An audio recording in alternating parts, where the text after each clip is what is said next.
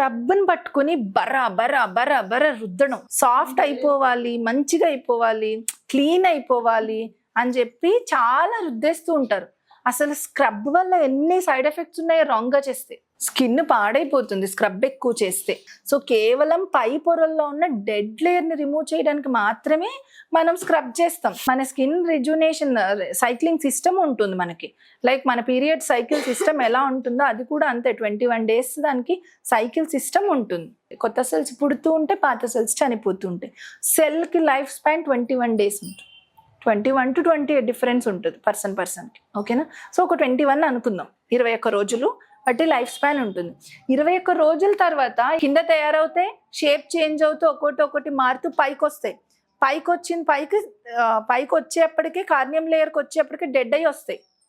Dead అయ్యి వచ్చిన ఏవైతే ఉంటాయో అవి రిమూవ్ అయిపోతాయి. స్క్రబ్ చేసినప్పుడు వేస్ట్ ఏదైతుందో అది రిమూవ్ అయిపోతుంది. తయారవుతూ ఉంటే పైకి వస్తుంటే పైకి వచ్చిన వాటిని మనము ఫేషియల్ చేసినప్పుడు ఎవ్రీ మంత్ ఒకసారి చేసినప్పుడు రిమూవ్ చేస్తాం. అలా కాకుండా నెక్ డార్కెనింగ్ ఉంటే స్క్రబ్ చేసుకోండి అంటే అది స్క్రబ్ వేసి బాగా రుద్దినంత మాత్రం డార్కెనింగ్ పోదు. నెక్స్ట్ స్క్రబ్లో మనకి క్రీమ్ బేస్డ్ ఉంటుంది, జెల్ బేస్డ్ ఉంటుంది, పౌడర్ బేస్డ్ కూడా ఉంటుంది. 3 రకాల స్క్రబ్స్ ఉన్నాయి మనకి. ఆల్వేస్ ఏంటి అని అంటే ఆయిలీ స్కిన్ ఎప్పుడైతే ఉంటుందో వాళ్ళకి నార్మల్ క్రీమ్ బేస్డ్ స్క్రబ్లు పనిచేయవు.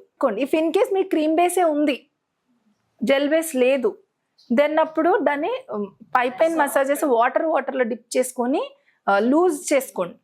అంటే ప్రెషర్ ఇవ్వద్దు. ఇంకా స్క్రబ్ ఎక్కువ చేయడం వల్ల ఆయిల్ ప్రొడక్షన్ అనేది ఎక్కువ అవుతుంది. ఓకే, సో ఎక్కువ స్క్రబ్ చేయకూడదు. అలాగే సెన్సిటివ్ స్కిన్కి అసలే స్క్రబ్ చేయకూడదు. ఈ కార్నర్స్లో అంతా కొంచెం డైల్యూషన్లో కొంచెం వాటర్లో డిప్ చేసి లూజ్ చేసి